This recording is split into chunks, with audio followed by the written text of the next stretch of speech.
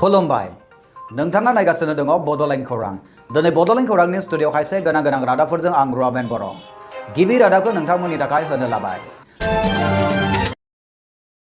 देग्लायनि 2020 मायथाइनि आनन्दराम बरुवा एवार्ड मोनगिरि बिथांमोनखौ बरायनाय जाबाय थांनाय 30 सेप्तेम्बर खालाराव बे आनन्दराम बरुवा एवार्ड मोनगिरि बिथांमोनखौ बरायनाय जायो बाक्सानिफ्राय आनन्दराम बरुवा एवार्ड मोनगिरि बिथांमोना जाबाय बिदिसा खाख्लारि राजेश बसुमतारी ज्योतिरादित्य ठाकुरिया आरो तपेश्वर कलिता बिथांमोनखौ थांनाय 30 सेप्तेम्बर खालाराव आसामनि गाहाय मन्त्रि सर्बानन्द सनोवाल आरो सोलोंथाइ बिफाननि मन्त्रि डक्टर हिमन्त बिश्व शर्मा बिथांमोना गुवाहाटीआव थानाय कलाक्षेत्रनि मोनसे हाबाफारिनि गेजेरजों बरायनाय जायो थांनाय 30 सेप्तेम्बर खालाराव गुवाहाटीनि पान्जाबारियाव थानाय श्री शंकरदेव कलाक्षेत्र खुंजानाय बे हाबाफारियाव बाक्सानिफ्राय गासै 4 फरायसाफोरा आनन्दराम बरुवा एवार्ड 2020 खौ मोननो हायो आरो बेनि गेजेरावनो जोङो गिबियावनो सेथि मासियाव दङमोन बिदिसा खाख्लारि बिथाङा 96.83 जौखोन्दो लानानै आसामनि मादावनो बर' बिजोंनि गेजेराव सेथि मासिखौ मोननो हायो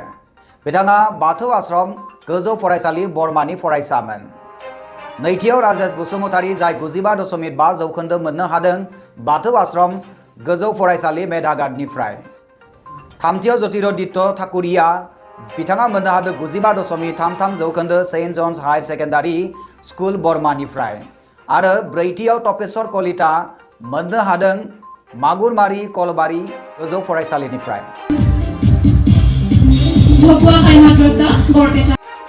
न्यूज डेस्क रिपर्ट बड'लेण्ड खौरां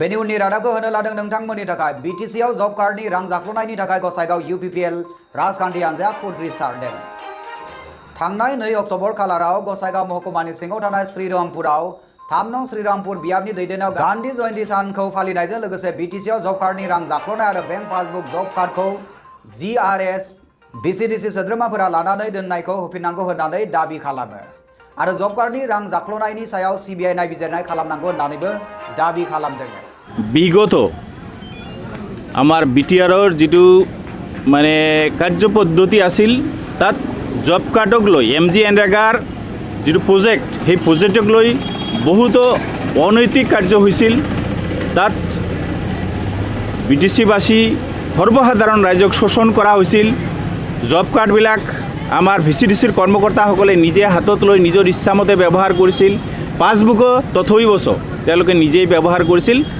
অথচ তাৰ যি হিতাধিকাৰী আসল হিতাধিকাৰী তেখেতসকলে গমেই নাপাইছিল কি হৈছে গতিকে তেখেতসকলৰ যিটো উচিত প্ৰাপ্য তাৰ পৰা তেওঁলোকে বঞ্চিত হৈছিল কিন্তু আমি UPPL দলে এই বস্তুটো কৰি পেলাই তেওঁলোকৰ এই শোষণ আৰু লুণ্ঠন কাৰ্যক বাধা দিয়াৰ কাৰণে আমি এই কাৰ্যসূচীৰ জৰিয়তে আজি আমি প্ৰত্যেক মহকুমাধিপতি জিলাধিপতিৰ জৰিয়তে আমি মুখ্যমন্ত্ৰী আৰু কেন্দ্ৰীয় চৰকাৰলৈ আমি স্মাৰকপত্ৰ প্ৰদান কৰিম যাতে তেখেতসকলে উপযুক্ত যিবিলাক দোষী আছে সেইটো কোনোবা VCDC কৰ্মকৰ্তাই হওক সেইটো GRSয়ে হওক সেইটো BDOয়ে হওক সেইটো বেংকৰ কৰ্মকৰ্তাই হওক যিয়ে এইবিলাকত জড়িত আছে তেওঁলোকক উপযুক্ত শাস্তি প্ৰদান কৰক আৰু ৰাইজৰ যিটো প্ৰাপ্য সেইটো প্ৰদান কৰক क'क्राझारनिफ्राय बिलिजित नार्जारिनि रिपर्ट बड'लेण्ड खौरां भारत नाङैनो गान्धी जयन्ती एबा 2 अक्ट'बर खालारखौ हादोर नाङैनो फालिनायखौ नुनो मोननाय जादों बे बुब्लियावनो जोंनि बड'लेण्ड खौरांनिसिम मोनफैनाय खौरां बादिब्ला बाक्सा जिल्लानि स्कुल नायगिदिंगिरियाबो देग्लायनि 151थि गान्धी जयन्तीखौ फालिनायखौ नुनो मोननाय जादों देग्लाय बाक्सा जिल्लानि सिङाव थानाय मुसलपुर हायर सेकेन्डारि फरायसालियाव 151थि महात्मा गान्धीनि गान्धी जयन्तीखौ फालिनायखौ नुनो मोननाय जादों नैबे नुथाया जाहैबाय बाक्सा जिल्लानि सिङाव थानाय मुसलपुर हायर सेकेन्डारि फरायसालिनि सिङाव खुंजानाय मोनसे क्विज कम्पिटिशन बे सोंगाब सोंनाय बादायलायनायखौ खुंनाय जायो 151थि हारिनि बिफा महात्मा गान्धीनि जोनोम सानजों लोब्बा लाखिनानै बे क्विज कम्पिटिशन बादायलायनायाव बाक्सा जिल्लानि सिङाव थानाय गुबुन गुबुन फरायसालिफोरनिफ्राय फरायसाफोरा सोंगाब सोंनाय बादायलायनायाव बाहागो लानायखौ नुनो मोननाय जादों बे बुब्लियावनो जोंनि बड'लेण्ड खौरांनिसिम मोनसे खौरां मोनफैदों गसाइगावनिफ्राय बे गसाइगावआवबो गान्धी जयन्तीखौ फालिनायखौ नुनो मोननाय जादों 2 अक्ट'बर थामहिनबा गान्धी जयन्ती सानखौ सन्मान होनानै कंग्रेस दोलोआ बेरामिफोरनो देहानि मोजांनि थाखाय जानाय आदार फिथाइ सामथाइ राननानै होनायनिबो खौरां मोनफैदों गसाइगावनिफ्राय थांनाय 2 अक्ट'बर थामहिनबा गान्धी जयन्ती सानखालि क'क्राझार जिल्ला लाइमोन कंग्रेस आरो गसाइगाव विधानसभा लाइमोन कंग्रेसनि बानजायनायाव गसाइगाव महकुमानि आर&बी सिभिल हस्पिटालाव थानाय बेरामिफोरनो मोजां सावस्रिनि थाखाय जानाय आदार फिथाइ सामथाइ राननानै होयो होननानै जोंनिसिम खौरां मोनफैदों। बे हाबाफारियाव 3 नं श्रीरामपुर बियाबनि कंग्रेसनि बिजाथि सजल सिंह बिथाङाबो नुजाथियो। बे हाबाफारियाव कंग्रेसनि बिजाथि सजल सिंह बिथाङा बाहागो लानानै जोंनि खौरांगिरिफोरनि सिगाङाव बेबायदिहाय बुंथिदों। मैं AIUDF और कংগ্रेसर प्रार्थी हिसाबे आमी क्षेत्र युव कংগ্रेसर लगत আজি आमी गांधी जयंती उपलक्षे आमार हस्पिटालत थका पेसेंटসকলক आमी सहाय सहयोगिता आगबढ़ाइছোঁ और आगत दिगंत दिनत आमार युव कংগ্ৰেছ बहुत एक्टिव কংগ্ৰেছৰ পৰা এখেতে কাম কৰি আছে। আমাৰ যুৱ কংগ্ৰেছ ভাই বন্ধুসকলক মই ধন্যবাদ দিছোঁ। बेनि उननि रादाबखौ नोंथांमोननि थाखाय होनो लादों। धेमाजि जिल्लानि सिङाव थानाय सिमेन्ट सापरियाव UBPनि बानजायनायाव बिटिआर गोरोबथानि 5.1 दफाखौ लानानै रोंगौसाफोरनि सावरायमेल जानानै थांबाय। बे रोंगौसाफोरनि सावरायमेलनि नुथायखौ नोंथांमोननो जोङो दिन्थिनो लाबाय। बे सावरायमेलाव गोबां रोंगौसाफोरानो बाहागो लायो होननानै जोंनिसिम खौरां मोनफैदों आरो बे रोंगौसाफोरनि सावरायमेलनि बुब्लियावनो रोंगौसा बिथांमोना मा फोरमायनो नागिरदों फै जोङो नायदोनि। नैबे रोंगौसा मेला गासैबो आसामावनो इउनाइटेड बड' पिपल्स अर्गेनाइजेशन हिसाबै जोङो लाबाय थादों दा। खारना जाहैबाय आसाम सोरखारा खोब खम समनि गेजेरावनो बिथांमोनहा जोंनो बर' कसारी वेलफेयार अट'नमास काउन्सिलखौ दानानै होनायनि बाथ्राखौ बुंदों। थ' जोङो सिगां इनडाइरेक्टलि जुदिअ'बा BJPजों हाबा मावदों। थ' बिथांमोनहा दा जोंनो डाइरेक्टलि बिथांमोनजों थाफानानै माखासे हाबा हुखाखौ मावजानायखौ लुगैदों। बे हिसाबै जोङो गासैबो जिल्लाफ्राव हाबनानै अपिनियनफोरखौ लादों जे जोङो BJPजों थोंजोङै हाबा मावोबा मा पलिसिजों थाङोबा मोजां जागोन आरो बै ओनसोलनि रायजोफ्रा मा लुबैयो नैबे बाथ्राफोरखौ लानानैनो जोङो जिल्ला सावरायफैदों। धेमाजिनिफ्राय प्रदीप गयारिनि रिपर्ट बड'लेण्ड खौरां। बेनि उननि रादाबाव दङ धेमाजि जिल्लानि सिङाव थानाय गगामुख दखरानि एक्स NDFB वेलफेयार ससाइटिया 34थि NDFBनि जोनोम सान फालिदों। बिथांमोना केसाखातनि बर' गुदि फरायसालियाव NDFBनि जोनोम सानखौ फालिनाय जायो होननानै जोंनिसिम खौरां मोनफैदों। बे जोनोम सानाव बारग' NDFBआ मा बुंदों फै जों खोनासंदोनि। NDFBआ दिनैसिम जोनोम जानाया 34 इयार्स बारलांबाय। बिनि उनाव 34 इयार्स NDFBआ हाग्रायाव आरो हायेनाव इन्डियान गभर्नमेन्ट आरो आसाम गभर्नमेन्टजों हाथियारजों दावहा नांबै एथ' गोलाव सम नांबोखांनायनि उनाव जोंहा आसाम गभर्नमेन्ट आरो इन्डियान गभर्नमेन्टजों मोनसे गोरोबथा सान जाना थांखांबाय। केसाघाटनिफ्राय बिमल गयारिनि रिपर्ट बड'लेण्ड खौरां। बेनि उननि रादाबखौ होनो लादों BTC बिसायख'थिखौ थाबैनो खुंफुंनांगौनि दाबि खालामनानै हाबाफारि लाबाय थानाय बादि 2 अक्ट'बर खालारावबो BPF दोलोआ उखैहाबनाय सोमावसारनाय हाबाफारिखौ मावफुंनाय जायो। थांनाय 2 अक्ट'बर खालाराव गसाइगाव बे हाबाफारिखौ मावफुंनाय जायो होननानै मिथिनो मोननाय जादों। 8 नं दतमा बियाबनि बानजायनायाव दतमा ब्लक मावख'आव 2 अक्ट'बर गान्धी जयन्ती सानखौ फालिनायजों लोगोसे उखैहाबनाय सोमावसारनाय हाबाफारिखौ लानाय जायो होननानै मिथिनो मोननाय जादों। बे हाबाफारियाव 29 नं सोनाब क'क्राझारनि एक्स MLA आरो 8 नं दतमा बियाबनि मानगोनां बिजाथि बिथां प्रकाश बसुमतारीजों लोगोसे गोबां मावथिफोर आरो BPFनि दोलोखौ मोजां मोनग्रा रायजो राजाफोरा बे हाबाफारियाव बाहागो लायो होननानै मिथिनो मोननाय जादों।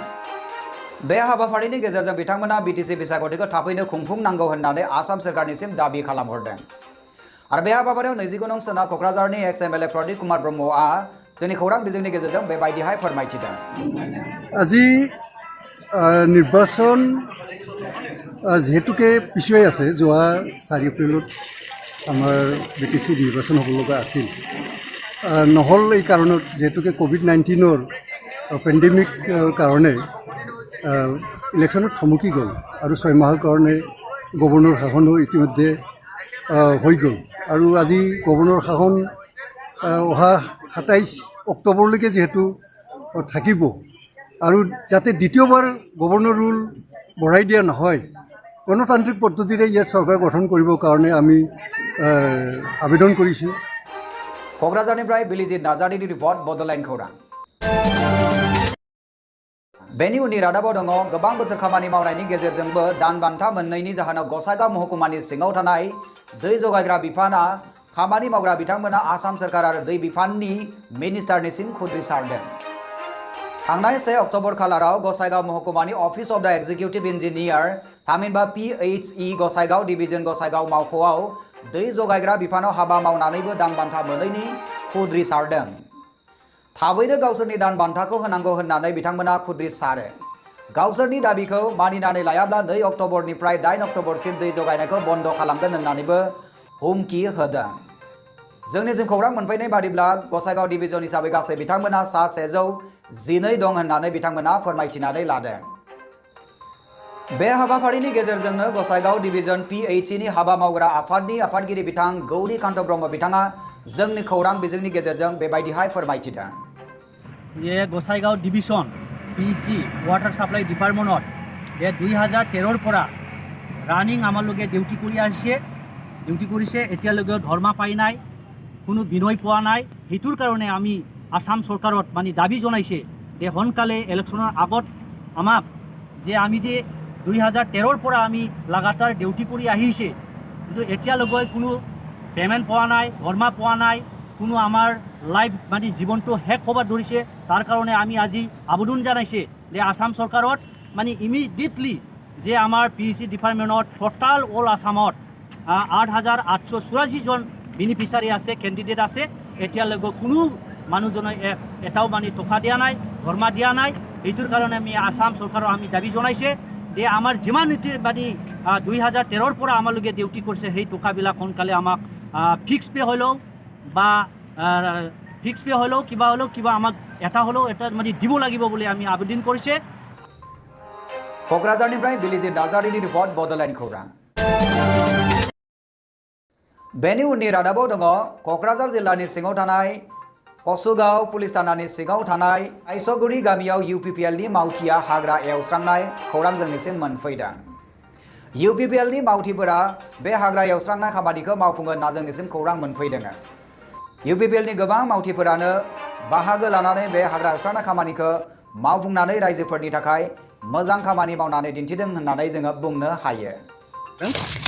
दा नैबे हाबाफारियावहाय जोंहा माखासे हाग्रा ओरैनो दुर्गा फुजाबो खाथि बेनिखायनो बे फुजा खाथिखाय जोङो बे हाग्राखौ फोसाबनाय लादों।